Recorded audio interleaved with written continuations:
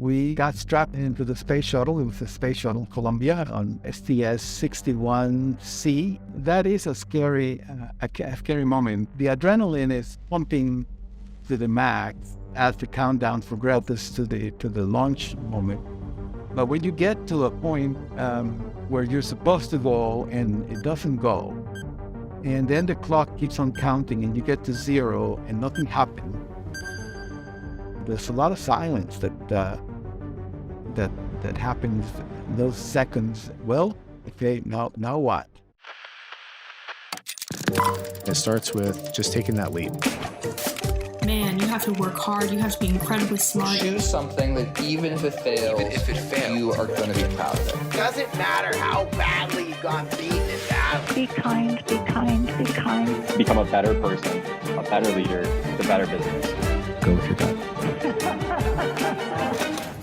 I'm Samuel Donner, and this is Finding Founders. Utter silence. Dr. Franklin Chang-Diaz felt the pulse of his racing heart, the countdown from ground control, and the sense that he's been here before. I mean, he's prepared his whole life for this moment, the moment of lifting off into space. He's been preparing since he was a kid, from sitting in a cardboard spaceship all the way to launching into space more times than any human in history. But how did he get here? Well, Dr. Franklin Chang-Diaz is a record-breaking NASA astronaut with 7 flights into space and the CEO of the AdAstra Rocket Company. He's managed to move to a new country, learn a new language, graduate at the top of his class, and persistently chase his dream all the way to space. Now, we launch ourselves back in time to when space travel was only a dream. We'll get back to the podcast right after this break. AI is eating the web as we speak, and what that means for business is this. The time to embrace AI technology is now, because for people like us, automation helps us do more with less while continuing to meet and exceed business expectations. It's basically magic. If you haven't tried HubSpot's new AI features, you should do that. Content Assistant and ChatSpot are 2 brand new tools that will immediately save you and your team's time.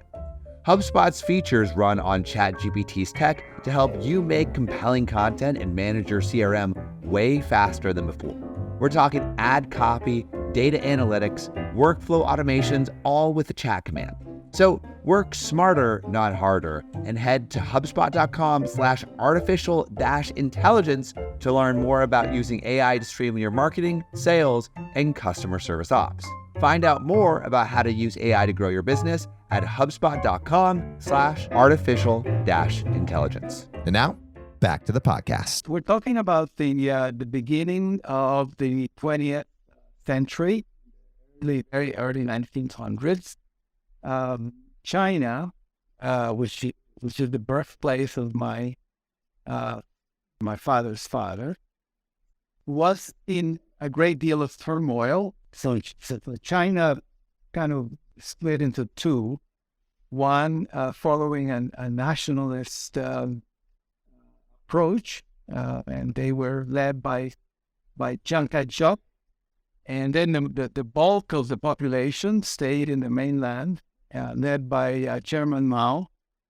And that gave rise to the modern-day China, which went through a major disruptive forces within the country, leading to what it is today, superpower.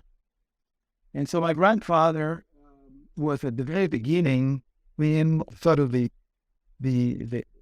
transformation of China began under a former medical doctor by the name of Sun Yat-sen.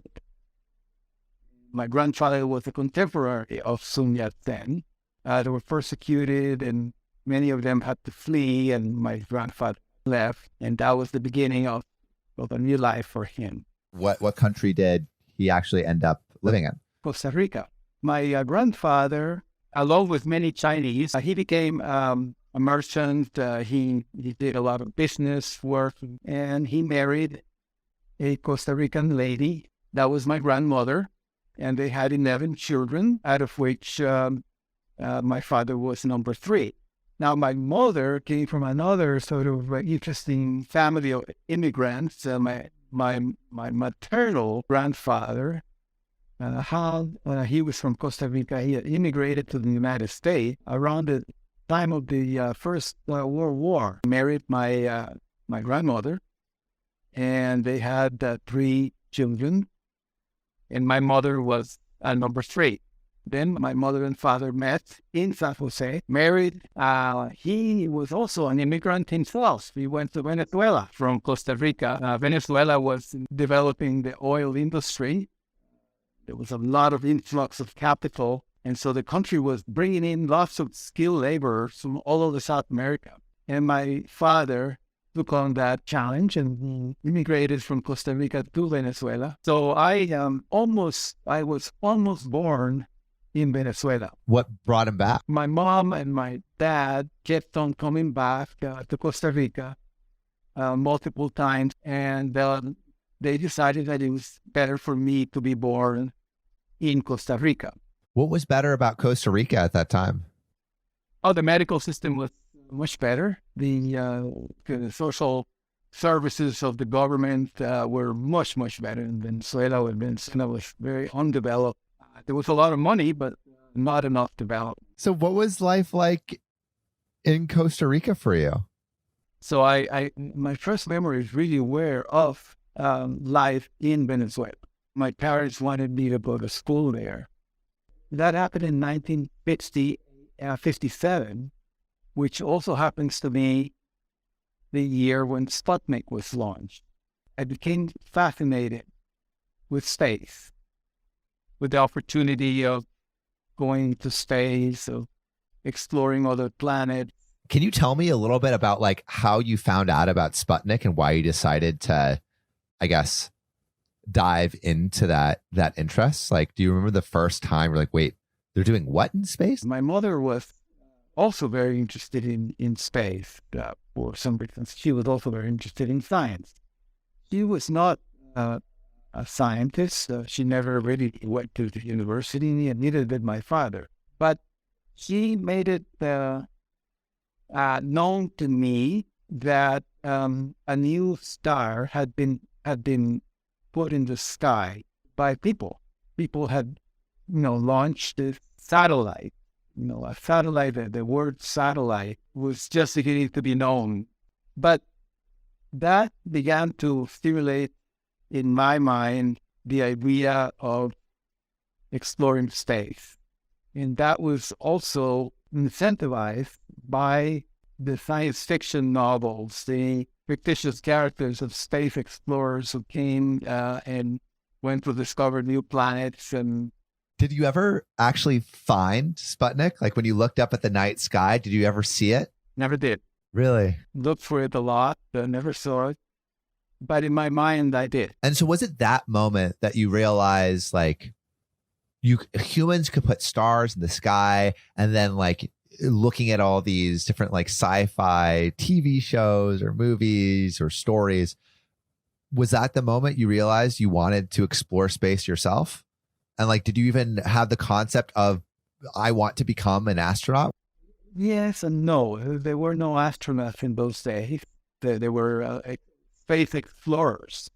In the United States, we always hear about the stories of Buck Rogers. In Costa Rica, there was radio, it was not TV at the time. In the radio, you could hear the stories of Louis the Dragon, or Luis Dragon in Spanish, who was the conqueror of space. And you could listen to those adventures on the radio every day at 5 p.m. after school. We would be glued to the radio listening to the adventures of Louis the Dragon as he battled, monsters in other planets. And you're like, I want to do that. I want to be Louis the Dragon. I want to be just like that. And there was another series that came in the early movies, which was called Captain Video, an astronaut, but he also was a scientist. And that was another thing that began to sort of clear in my mind that the astronaut of the future was going to be a scientist. It's crazy to think, but at this time, there was basically know astronauts. Like you're essentially inventing this job that you want. You're like, I want to explore space like they're saying on the radio. Like, did you feel weird, or did you even tell people that you had this dream of being a space explorer? Because I can't imagine there was a ton of your school mates that shared this dream. Most of the kids my age wanted to be astronauts or space explorers. I did tell people that I wanted to be an astronaut, and people sort of chuckled about it. And, oh, yeah, well, yeah, okay, that's great. And, let's move on to something else. And let's move on to something that's like actually going to happen. Cool dream, like let's talk about the real stuff. Yeah. But in 58, another thing happened, was very important in my formation, was the launching of the Nautilus nuclear submarine. It dove in the North Pacific and reappeared in the North Atlantic. Like how? It went under the North Pole.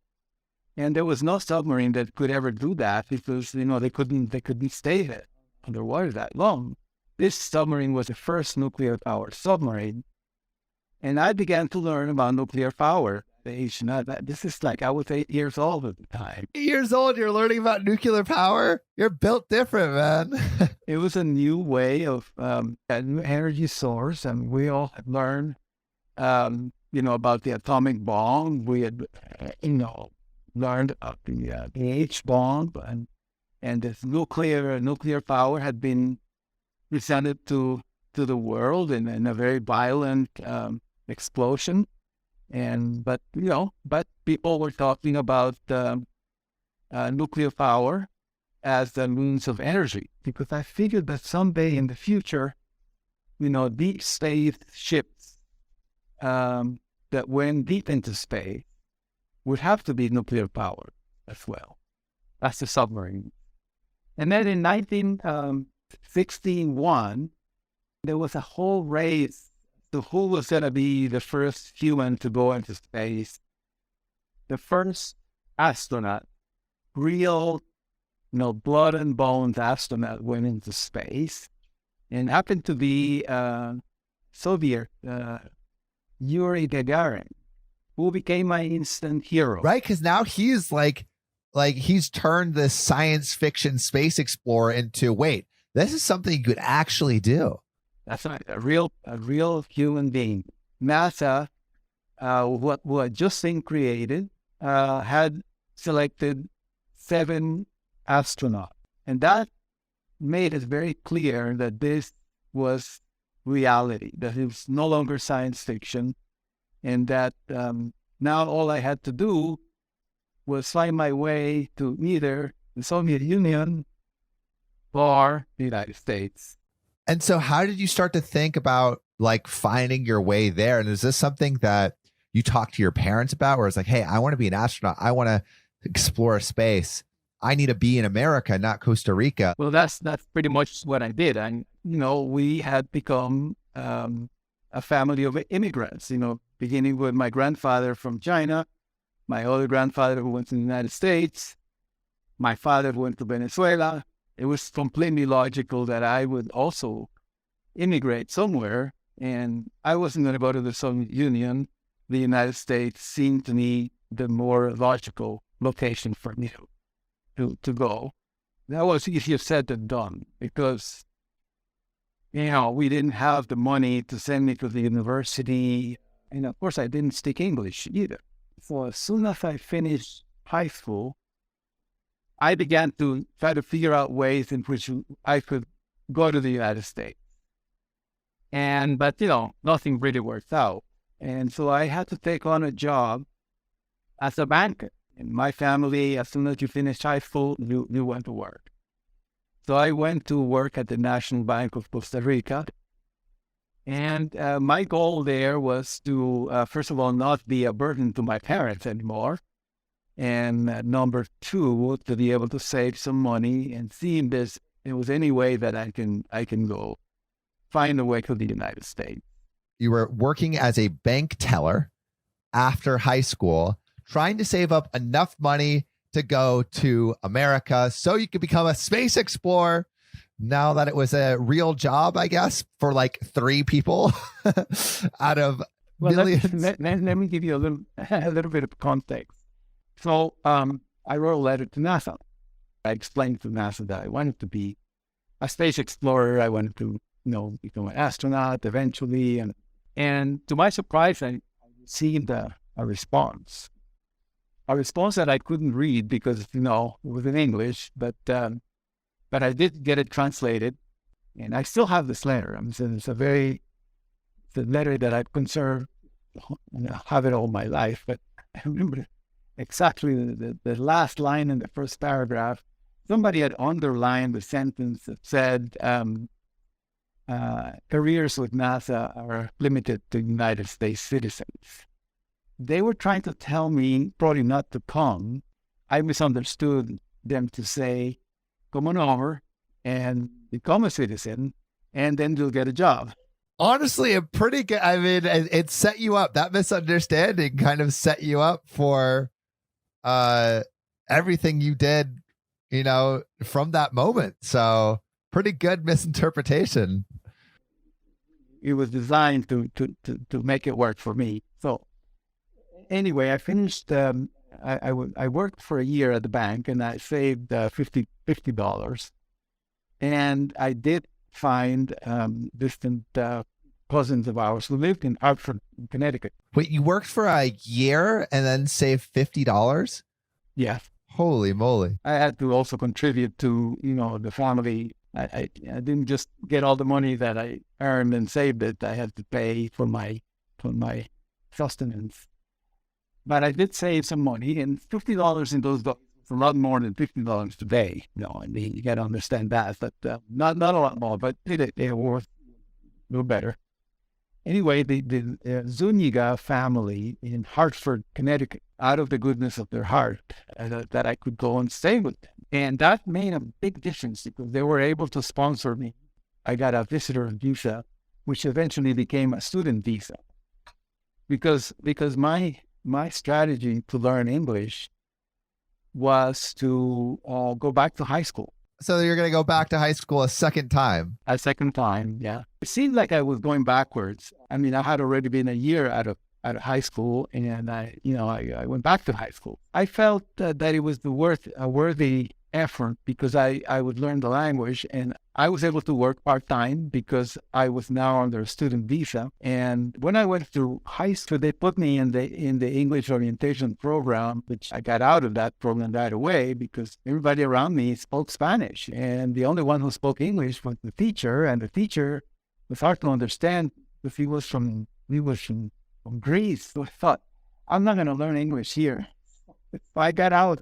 I told them, I went to the principal, and through interpreters there, I let him know that I didn't want to be in that class, and I wanted them to give me a chance to become a regular senior, take all the courses that a senior would take. I would attempt to graduate that year to get my degree, and that it was going to be an experiment, and if it didn't work, they could send me back to the English program. But if I made the grade, I wanted my diploma. So how did you do? It was terrible. In the first marking period, I failed everything. And then I began to get a little better. But, little by little, towards the end of the year, actually me at the top of the class. And the reason was that, all the stuff that I had already taken in high school in Costa Rica, I already knew it. The only problem I had was in American history. And I really, really had to study hard. And also English literature that I had to, really, really study hard with a dictionary in my hand. And it was a long night, but I decided to leave the environment of Hispanic environment that I was gravitating in. And I began to look and seek to make friendships with English-only speaking people. And I mean, that's how you really learn, is like you have to talk and learn and speak all in English. You have to be forced. And I tell you, as a young person, the best way to learn a language is to get a girlfriend or a boyfriend or whatever. And you got to communicate somehow. Yeah.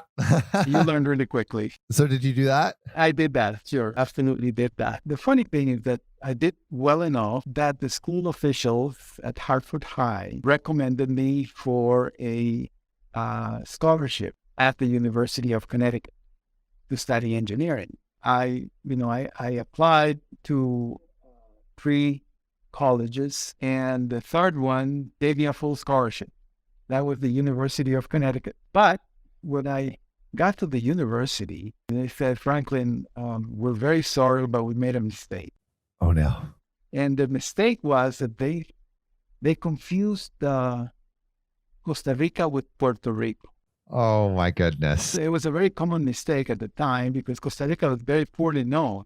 Most people didn't know where Costa Rica was. So what did they do? Okay. So what happened was that I went back to the program officials that had recommended me for the scholarship and the school officials. And my understanding, according to what they told me, is that the petition went all the way up to the Connecticut legislature, and the legislature decided to grant me the scholarship anyway. And they did. And they gave me the scholarship, but only for 1 year. I had a 4-year scholarship, but this one they said, well, we can only give it to you for 1 year. But they did something clever, that the subsequent years, they only charged me in-state tuition instead of out-of-state. If I had to pay out-of-state tuition, it would have been impossible for me to continue. Was able to get student loans, and I kind of bootstrapped my way. I went to work in the university at a physics laboratory, which really turned out to be one of the best things I ever did, because that's where I learned all my experimental physics, all the techniques, which eventually led me to grad school. Do you still have this idea that I want to be a space explorer, I want to be an astronaut, still as you're doing your bachelor's degree? Yes, I did. Were all of your professors like supportive of that? Because I mean, there was also a lot of changes that were happening to the space program as you were in doing your degree. So would love to know like how that developed. 69 was the pinnacle of that, was the landing on the moon, and I got to see that from the student union at the University of Connecticut. I was a freshman, and just beginning my career as a college student, and I thought I was a little closer to my goal. Not too much, but I was at least in the right country, and I spoke the language. And the Apollo program was canceled. People got kind of bored because moon landings, and the war in Vietnam was going full bore, and lots of things were going on in the country. I was in the middle of all of that, and yes, absolutely, I changed the approach. One of my professors said, Franklin, you shouldn't even think about going into space into study aerospace, because you're never going to get a job. And the reason is because there are thousands and thousands of aerospace engineers that are being laid off because NASA's program has been shut down. And I tell people that I'm glad I didn't pay attention to that, but I did pay attention a little bit. I decided that it was important for me to make a little course correction and modify the scope a little bit. I was fascinated by nuclear power. I started to get involved in nuclear energy. There was an energy crisis that hit the United States and the rest of the world when the oil embargo in the 1970s was an oil embargo. There were shortages of fuel, and it was a huge problem with energy. And so I got involved in energy. You're still exploring like some of the things that inspired you as a kid, which is pretty rare to have something that sparks joy or interest as a child, and then like all the way even into your doctorate, you're like still pursuing these things that just sparked your curiosity so many years before. I tell people that I think I never grew up. I've been a little kid exploring my surroundings all my life, and I probably will die doing that. the fascination with nuclear power and the possibility of not the conventional nuclear power that we had already deployed and nuclear reactors on the Earth, but controlled fusion, thermonuclear fusion, the power of the sun, what makes the sun burn, what makes the stars burn. And I wanted to be a part of that. And that led me to graduate school. I would take a pause from the space program. I went into fusion power. I went to MIT, and I was fascinated by the problem harnessing the power of the sun. And that led me to plasma physics. I almost forgot about the space program until 1977. Several things happened. I graduated from MIT. I became a U.S. citizen. The thing that they had asked me to do in that letter that I received from NASA, I went to work at the Draper Laboratory right next to MIT, working in something unrelated to the space program. But in 1977, the Space Shuttle Enterprise was presented to the world on the back of a 747 aircraft flying over the Mojave Desert, California, and it would glide like a bird, and land on the dry bed of the desert of the Edwards Air Force Base, and that said, the program has come alive. Wow. The space program is alive, and sooner or later, NASA is going to be looking for more astronauts to fly this machine that just starting to be operated. It had not flown into space yet. And in 1977, NASA issued a call for a new group of astronauts for the shuttle program. And it was like perfect. I mean, it was like everything that I had planned for was sort of falling into play. I was a U.S. citizen. I had a PhD. I was in really good shape. I was young, all the ingredients that were required for an astronaut. I applied, and within a couple of weeks, I was rejected. Why? I mean, there were thousands and thousands of applicants, and they just said, you didn't make the cut or whatever. And it was, it's a big disappointment. But I figured, well, I've come this far. I'm not just gonna, quit. So, I went to work, and I kept on developing my capabilities and became a scientist. And then sure enough, in 1979, another another call came from NASA. They were looking for a smaller group. And I just, opened my file cabinet, took out my all the papers that I had prepared for the first application, sent it to NASA, and I was called to an interview in the spring of 1980. And that's when I began to think, oh man, maybe this is going to happen, right? Came to Houston for the first time, and it was then that I met all the heroes of my childhood that I had, their pictures in my room. Most of them were still there. Wow. They were a little older, but they were still there. Things like that, and I spent a whole week doing that, and then they sent you back. They sent me back to Boston. Kind of forgot about it because many months passed. Wait, how could you forget about it? Isn't this the dream, though, to be an astronaut? Like, how could you forget about it? Maybe the word forget is probably not accurate enough. It's just like you put it in the back of your mind. Yeah. Because it seems like so impossible. And then in May, I was already working on this rocket engine that I'm working now, right? I was already developing those concepts. I was explaining that concept to the head of the gas turbine laboratory at MIT. And I was in his office, and he gets a phone call, and sitting right in front of me, he gets a phone call, and he picked up the phone, talks to whoever it is, and then he says, "It's for you." And he hands me the phone. On the other side is Mr. Abbey, George Abbey. He was the head of the flight operations director at the NASA Center, telling me that I had been selected to be in the next group of astronauts. What was your response when you realized that you were going to be an astronaut? He wanted to know if I wanted the job. I couldn't utter the word yes.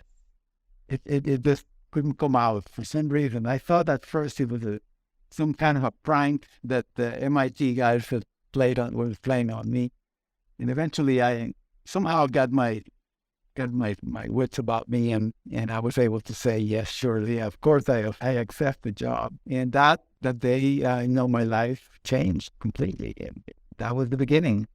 Wow. All those years of just wanting to become this explorer, and now finally it comes to fruition. What are the steps to start actually being a space explorer? So now, like, they're like, hey, you got the okay, you are ready to become an astronaut. But what does that mean to start becoming an astronaut? What's the training like? What missions are you going on? What is the whole gamut of things that you have to do to actually be ready for this? Well, it took a while. I mean, it took me 6 years before I actually flew, from the time I was selected. So I selected in 1980, actually in 86. 6 years. And the reason is because the shuttle had not flown yet. Not even the first flight had taken place. That happened a year later. The flights were not very frequent. And we were all sort of supporting the crew that was going to fly. So there was a lot of activity of, technical support. In, learning or training to be an astronaut, there's a lot of things that you end up doing, but mostly you go back to learning about the systems of the shuttle.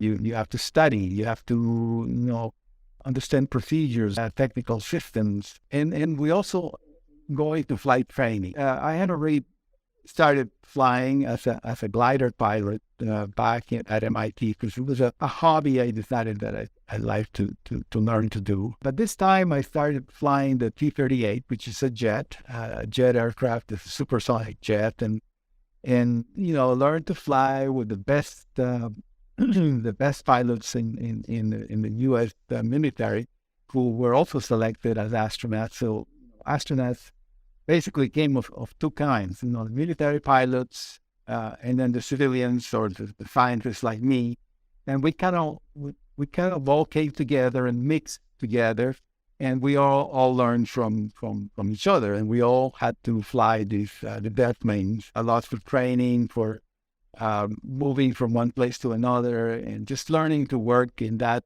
flight environment. It was very important. Was there anything surprising in the training that you didn't realize was going to be so crucial to become an astronaut, or something weird that happened during training? What was the most surprising or weird thing that happened during training? You were like, oh, I didn't even know that this was what we needed to know for being to be an astronaut.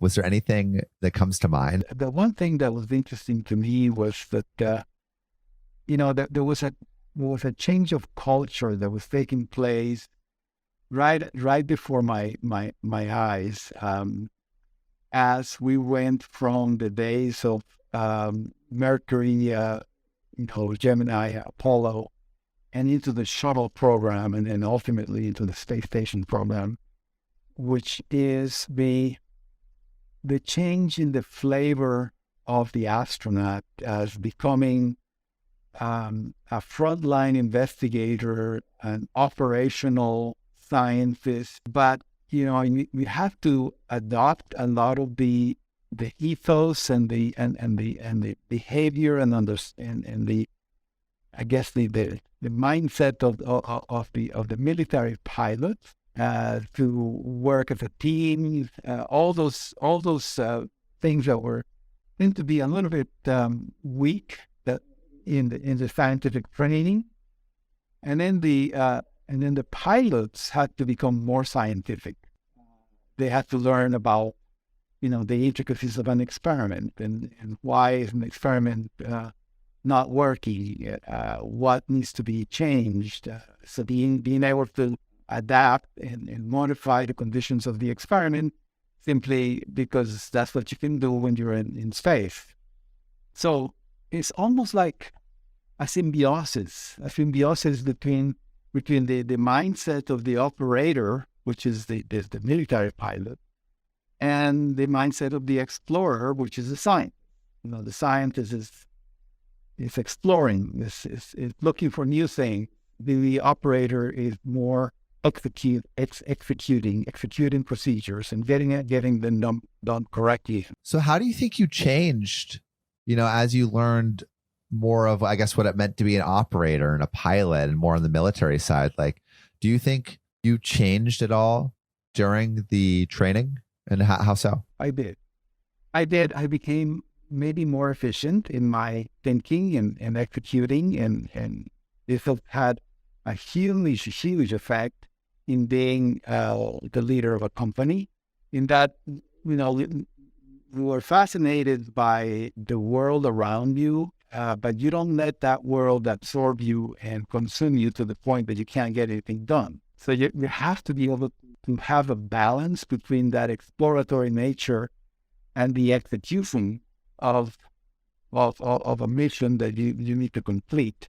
And that's for one thing that I admire. I really follow that approach, which comes strictly from the discipline of the military. Was there anything that came up in the training that was difficult or emotional or hard to go through, or was it all pretty easy? There was a lot of hard work. Nothing was extremely hard in the sense that I couldn't do it.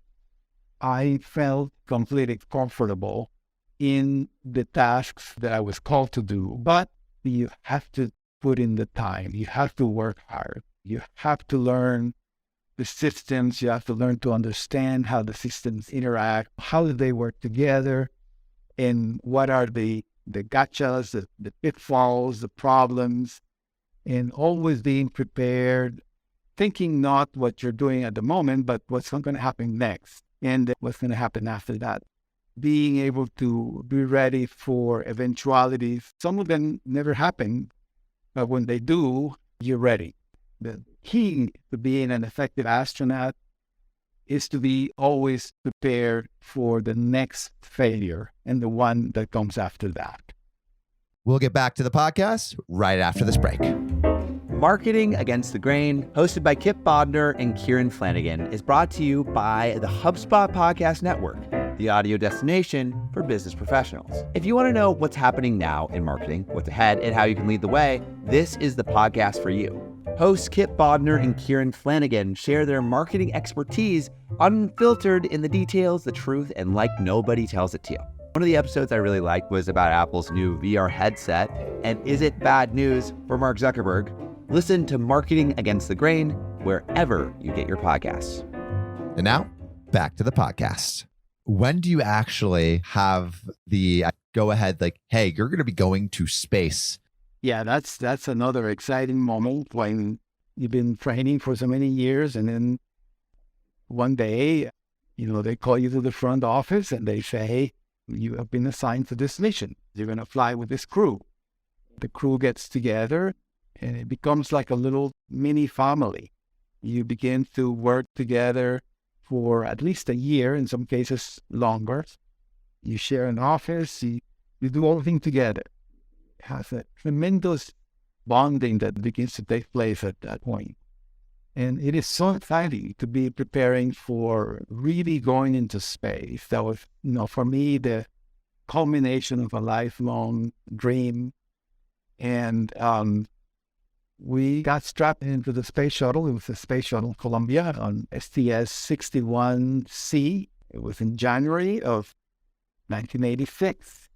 And the funny thing is that we were strapped in that shuttle 6 times, and we didn't go. Why? Well, we had failures. We came to 15 seconds before launch in one attempt, and another one 30 seconds before launch. The clock stopped, and this is very nerve-wracking to be sitting, on top of this tank of 500,000 gallons of liquid hydrogen, liquid oxygen, and somehow somebody's going to light the fuse, and it doesn't go. What's going through your head as it's counting down? That is a scary moment. The adrenaline is pumping to the max as the countdown progresses to the launch moment.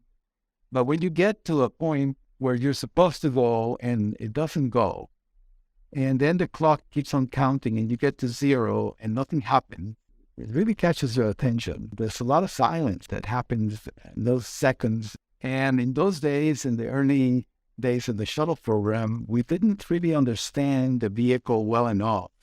We didn't understand the system. I'm talking about we in the sense the entire launch control piece, not just the crew, but all the launch controllers, all the hundreds of engineers that are supporting the launch and supporting the mission.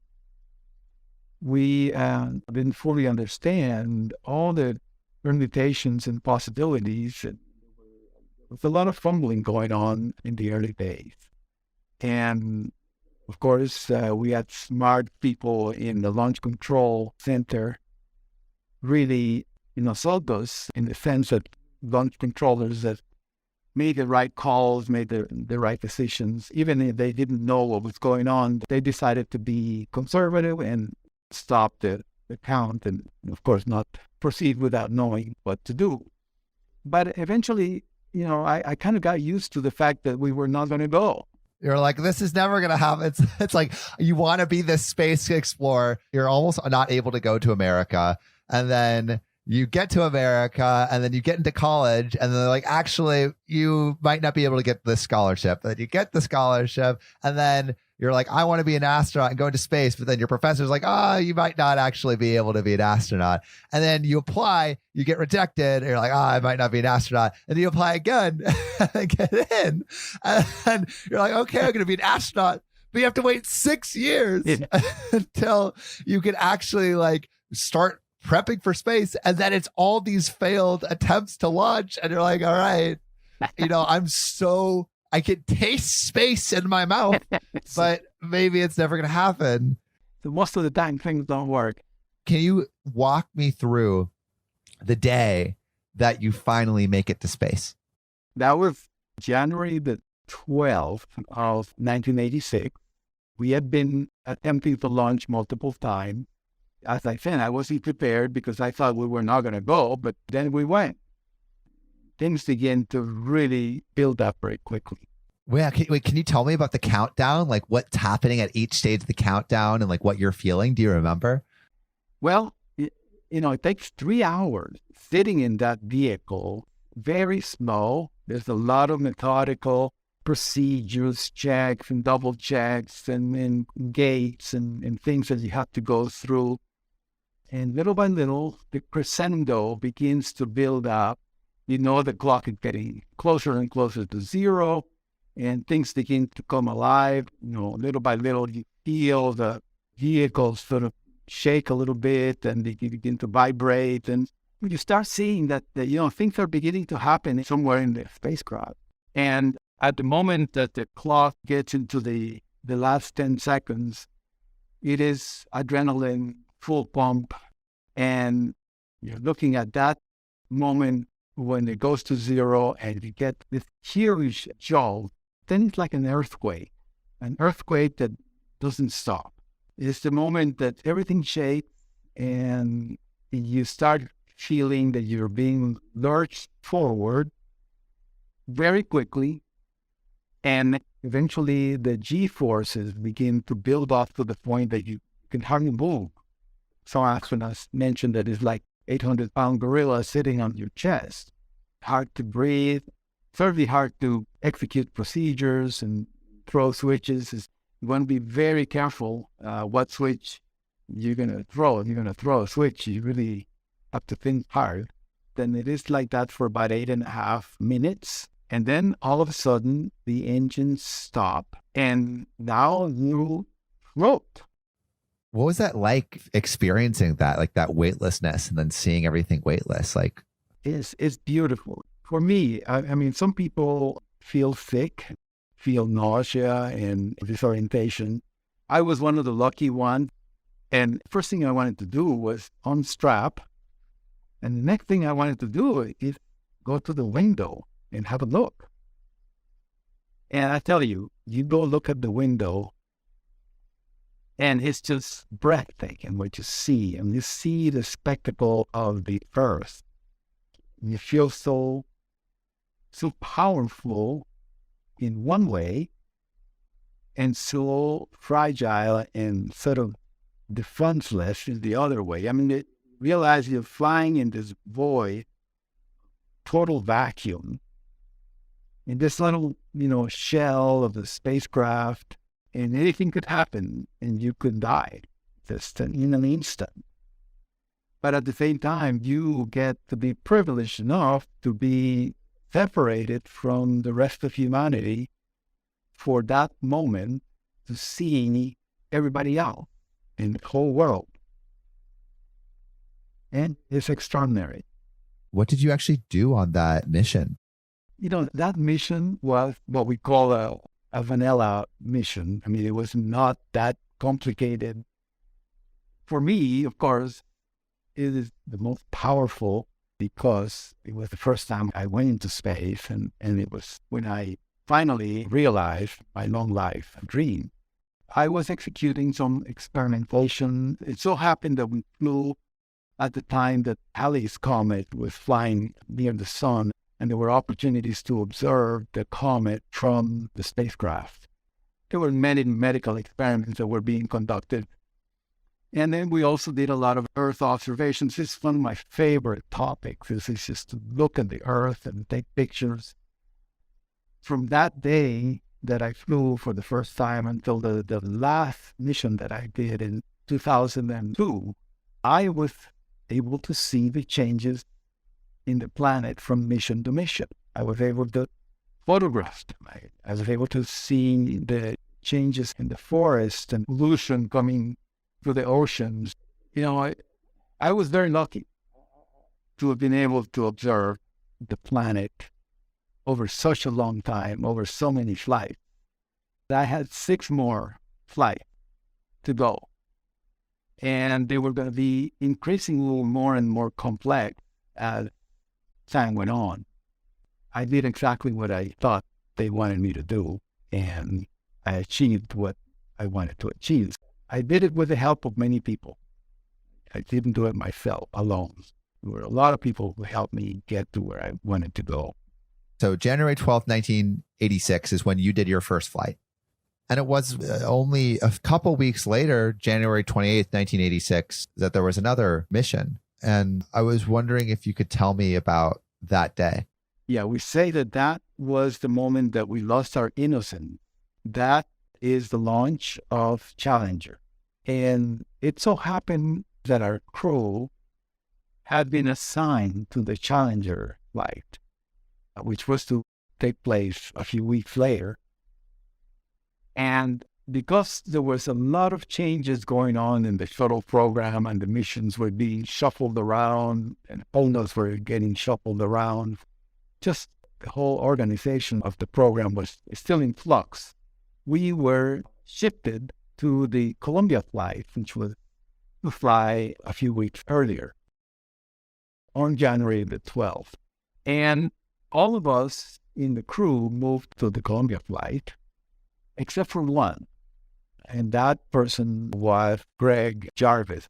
Greg Jarvis was a member of our crew, and he did not get shifted. He stayed in the Challenger flight and picked up another crew, which is the crew that actually flew the Challenger mission. And it was just pure luck that, that he were moved. We landed on the 18th of January of 68, and only 10 days before the launch of Challenger. And we were actually in the middle of some of our flight debriefs and took a little break on the 28th to watch the launch of Challenger. And that was, of course, just a horrible moment to observe and to experience the loss of our friends. And one of my closest friends was Mike Smith, who was the pilot of that mission. He was making his first flight. And I remember I had called Mike on the day of launch. I offered him a little glimpse of what it was going to be like to fly in space, and I wished him well. And told him that it was going to be great. And to watch that moment where he died and everybody else died affected me so profoundly that never again did I call a crew member prior to their flight to wish them, a good flight. I'm not a superstitious man, but I just couldn't do it. I just could not wish anybody else the subsequent flight. Do you remember what actually happened that day as they took off? Like, when did you know that something was wrong? Well, the vehicle exploded in midair. It was pretty clear that this catastrophe. It took 3 years of very careful reconstructing all the evidence and videos and all the data that came back to understand what really happened. But it was one of those cases of a collection of, errors in thinking and a collection in miscalculating consequences and collective failure on the part of a team to anticipate a failure that had been presented before then. But, there's so many things that can go wrong. Flight control and the launch control team has to make a decision whether you go or don't go. In many cases, we launched the shuttle with still open questions, certain components that were perhaps going to fail, and it was considered by the whole collective team that it was an acceptable risk. So this is the way life is. It's a collection of, you have to be willing to take a risk, and the risk has to be very carefully managed by your understanding of the behavior of the hardware, but it is impossible to know everything. There's always uncertainty. So, like, having that terrible experience of losing some of your closest friends, and how do you mentally prepare yourself for that next mission? Because you eventually, you did another mission in 1989 with the Atlantis orbiter. To go and get on that space shuttle with different mindset, with a much more sober, recognition that it is not all going to be perfect, and that there are dangers lurking there that can kill you.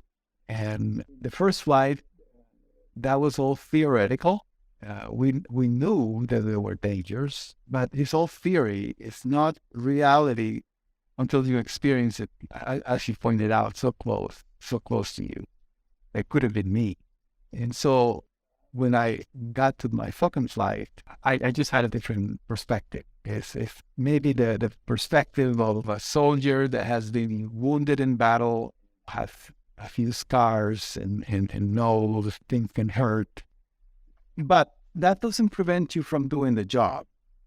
It just gives you more respect for the machine, for the thing that you're living in and that you're driving, and learning to understand its limitations, its capabilities. And I have to say, the second flight for me was a lot more familiar to me. I understood the machine. I knew how it behaved. When I looked at the Earth, I knew what I was looking at. It didn't just look like a beautiful, spectacle of this planet, but I could see things that I had already anticipated. And so I actually enjoyed the second flight better than the first, and the third one better than the second one, and so on. It's just getting better and better. Well, let's talk about Endeavour, June 2002. That was your last flight, right? Right. I mean, did you know that was going to be your last flight? There was no indication that was given to me that that was going to be my last flight, but I kind of felt that I would, certainly my glass runneth over, as they say. I had tied the record for the most space flight of any human being. There were only 2 of us who had flown 7 missions. And so if I were to have another flight, that would be a world record. I just felt that I had definitely gotten a lot more than I had expected. Yeah. So what did you do on that mission? Because something new happened there too, the spacewalk. It was probably the most taxing and complex precision-wise in activities I had to lead on the spacewalk. I had been training for space walking for many years. I felt very comfortable spacewalking, but I had never done it. And I really, really enjoyed it when I was out of the spacecraft. It was just a beautiful sensation. It was a little scary, I have to admit. Yeah, what was scary about it? There was one time when I was being transported on the end of the robotic arm on the station, from one end of the station to the other. It's a very long arch, kind of riding along on the top of the arm. And when it got to the top of the arm, the arm stopped. It broke. You're on the outside of the International Space Station? Yeah. And I think, here I am standing at the end of this hall that's about 50 feet long. And all of a sudden, we go into the dark side of the Earth. It happened quickly, when the sun set. It sets very quickly, and you're stuck there. You're stuck there. Were you sweating inside that spacesuit? I was scared because I had become very sensitized to the problem of debris. Little screws or nuts and bolts that people have lost, or maybe satellites that have collided and crashed and created fragments, and more the space, which only used to have one satellite back in 1967, now it's had 500,000 of these objects. So I was a little concerned, thinking like an astronaut should be thinking, as what should I do? What will I do if something happens here? What will be my next move? How am I going to get down from this thing if I get hit? So I started to think about those things, kind of prepare myself just in case. And then all of a sudden we went into the dark side. We were flying over the ocean. There was very little light on the ground, and I kind of lost sight of the Earth. And the space station and the whole spacecraft behind me, what was looking in front of me, was just stars everywhere. And I kind of began to feel a sense of isolation. I mean, like I was all alone in the universe there. And you have these feelings, and they give you a sense of fear, but not panic. I mean, it's an interesting feeling that you have to learn to control. And in the meantime, the guys in mission control and folks in the crew in the space station were trying to troubleshoot the front of the arm. And eventually they got it working. They tell me that all they did is they power cycled it. They turn it off and turn it back on. And that's so funny. So it eventually got working and you got back into the International Space Station, right? Yeah, then I continued to move back to the point I was intended to go to and completed my task, and everything worked out okay. We did actually some nice set of activities. We had to build a piece of the station. We had to put a mobile transporter on the rails of the space station so that it could transport payloads back and forth. We actually did some fairly major surgery on the arm itself, eventually at the last spacewalk. And we got it fixed, and the arm worked just fine for many, many years after that. Okay, so eventually you get back to Earth, but I want to go over what you learned over your 7 space flights. Well, the observation is the growth of the weight of humanity on this planet. I was able to take a lot of photographs, so I could see, the cutting of the rainforest, the areas of Central America that also were being cut as well. It was surprising to me. Africa was the world at night, full of lights of the cities, and you could see very well, the makeup of all the cities. And there were fires that I could tell, all over the continent. And then during the day, you see a lot of the smoke that would be produced in one part of the world, how it would migrate into another part of the world. So like smoke being produced in South America from the burning of the rainforest, all of that smoke would go and spill into the ocean, and then eventually you just see it would migrate to other parts of the world, depending on the currents of the air. That it would go to the west or to the east. There were interesting things at night.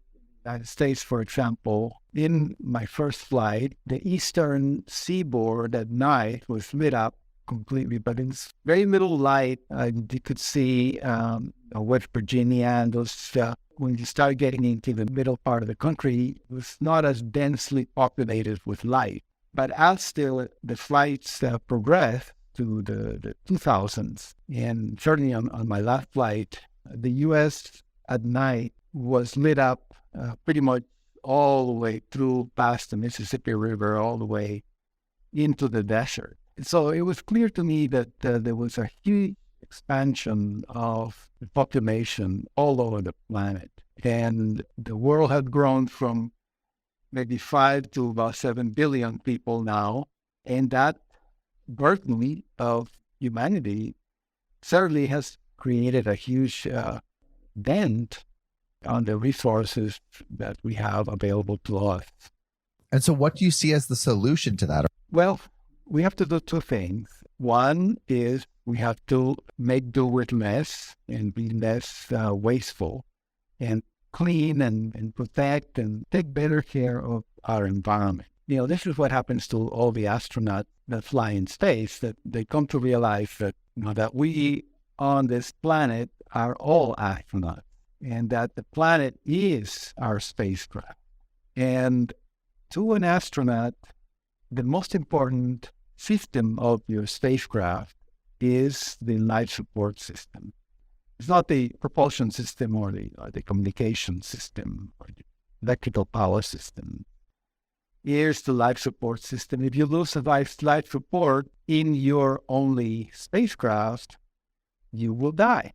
And so, to me, it's a very sobering realization. In the 21st century, I think humanity has come to realize that, you know, the environment is presenting us with our own waste.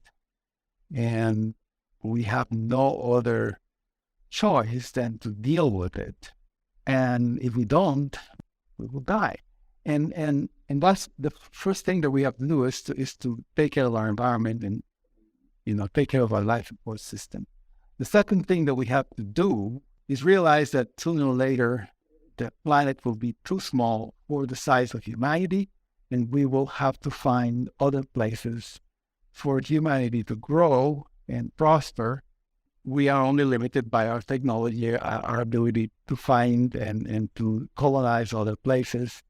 And we need to endeavor to truly become a spacefaring species, to have other planets where we could live. And my dream, the Earth eventually should become a national park, which would be the legacy that we, you know, give to our generations that come after us. Can you lead me through how you thought about this next part of your career after your last mission with the Endeavour? That's within NASA. I was an astronaut, but I was also a rocket scientist. I was working as director of this laboratory, which I had helped found because I wanted to build this rocket. Like I said, I think I mentioned to you, I don't think I ever grew up. You know, it's just I wanted to play with all these things that I wanted to do, and I still do. I come here to work every day, and it's like I'm in my playpen, you know. But anyway, you know, the important thing here is that I was working on this rocket development, but I was finding that NASA was going a little too slow and had not been able to appreciate maybe the importance of transitioning to high-power electric propulsion. So I felt it was important to get into the private sector because I felt that the private sector was much more agile. Decisions were made quickly. The only problem was that I had to find my own funding. Now, NASA allowed me to take this laboratory and privatize it. That was a pretty amazing thing for a government to agree for one of its employees. You know, I was a civil servant, to basically retire and just take the whole laboratory and turn it into a private company. So I created the company right then and there. And NASA was extremely forthcoming and really supported this process to the point that I was working at AdAstra Rocket Company And AdAstra Rocket Company was still the same facility in the NASA building. I wasn't paying any rent. I wasn't paying any electricity. But, like I said, you have to take a risk. And I did that. I took all the savings that we had in our family, $50,000 that I had saved, and I put the first investment in the company. And with that, I was able to pay the insurance to get out of the government environment and be on a private entity, become a private entity. I didn't have enough money to pay salaries, but I convinced one of my board members who had a small company to help us, float the team for a few months until I was able to raise the money. And within maybe 3 months after the company was formed, I raised $6 million. I had never had so much money in my life. And it gave me the wrong impression about raising money. I thought raising money was extremely easy. It turned out that it's extremely hard, but without money, I was able to bring back the team, pay back all the borrowed money that my friend had spent on supporting the team for a few months. And then we were up and running. And at that time, I started to transition the experiment that we had been doing at the NASA facility into more of a technology product that would be a real engine that we could test in space. Incredible. So you're on your way. It's been a long journey, but I guess one thing that I've always had in my life is I don't give up. That you don't. Very persistent. Well, yes. I mean, we need to enable humans to really, truly move out into space. It's a way to keep Earth pristine and beautiful and a legacy for future generations. But I've been working on this propulsion system for now, I count close to 42 years, dedicated pretty much all of my adult life to enabling this capability so that human can feel free to roam and exploit all the possibilities that we see in the solar system. People have talked about we need to move from the horse and buggy, to the railroad and to the steamboats, from sailing boats to steamboats to airplanes. And so that means space needs to be open to all. Space needs to be a place of business, place of work, and let humanity explore, but let all of humanity explore, not just a few, a dozen countries that have the technology to do it. I think we need to find a way to make space accessible to all humans. How did you begin starting to do that at Astra? Well, one of the key ingredients to enable that sort of expansion of humanity into space is the transportation problem. To be able to have a means of transportation that is fast, efficient, and sustainable. We need to move away from chemical propulsion, but we need to find a means of transportation that can get us in space from point A to point B much more efficiently, much faster, much more sustainable. And that is what electric propulsion and plasma propulsion is all about. And that's what AdAstra was built around. You really need to have a supply chain that is sustainable and fast and efficient. Right now, we don't have that. When you see a rocket that goes into space, most of what you see is just a huge fuel tank. And the payload, the useful component of that rocket is only a tiny little bit, and it is extremely, fuel intensive to get anything, delivered to the moon or to Mars. And I just don't think that that's the right way to do it. I think we need to have a means of transportation that brings in electricity, and that is where nuclear power comes into the game. So looking back on your life story from beginning, where you are now, what advice do you think you'd give to someone trying to achieve their childhood dreams, like trying to start a company, trying to fulfill their potential? What advice do you think you would give that person or your younger self? I think the most important advice is that in order to succeed, you have to be willing to fail. The other advice is that you have a destination that you want to go, but there's a collection of small steps, and you have to be learning from those steps is much better than analyzing things, endlessly and be paralyzed by this analysis, only making big leaps that sometimes lead you to the wrong place. So small steps better than big leaps. And I guess one third is don't do things alone. Work with others. All my wins have been as part of a team. I have not done it myself. No one gets anywhere without someone else's help. Thank you so much for listening. If you haven't already, make sure to subscribe, rate the podcast 5 stars, and share with a friend. If you have any questions or comments, DM us at Finding Founders Podcast on Instagram, LinkedIn, or Facebook. Finding Founders is produced and hosted by me, Samuel Donner. Our Chief of Staff and Operations is Jessica Lin. Our audio editing team lead is Adrian Tapia. Support from Irene Van Berkel, Matt Fernandez, Nay Buchanan, Sophia Donner, David Saide, Ashley Jimenez, Nicholas Guzman, Aaron Devereaux, Sanessa Gisley, and Lois Choi.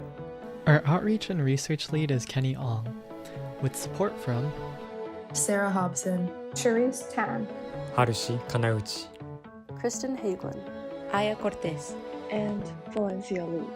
Our writing team lead is Elizabeth Bowen with support from Aiden Ashworth, Nikki Mikawa, Sylvie Wang, and Eric Mena. Our design team lead is Shruti Ramanand with support from Tiffany Dang, Yao Liu, and Dina Gabriel. To see more of what we're up to, subscribe to our newsletter at findingfounders.co. Thanks again for listening, and see you next week.